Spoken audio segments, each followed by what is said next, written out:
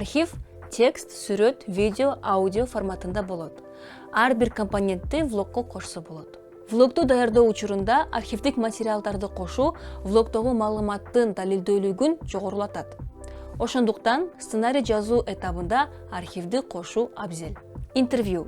Адамга кандайдыр бир тема боюнча суроо берүү, пикирин билүү. Теманын ар тараптуулугун сактоо үчүн бир нече адамдын ой пикирин сураш керек жана адистерден так маалымат алыш керек.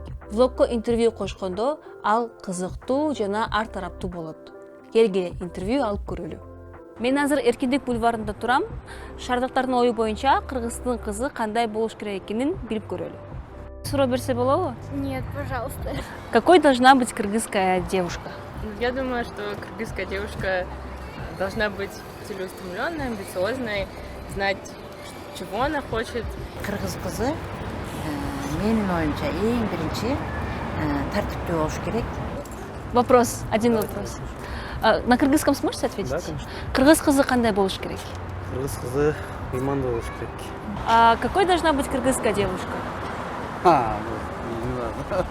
Кыргыз кызы кандай болуш керек? Кыргыз кызы менимче эркин болуш керек. Кызыктуу факт. Адамдын көңүлү биринчи 10 мүнөт эле кармалат.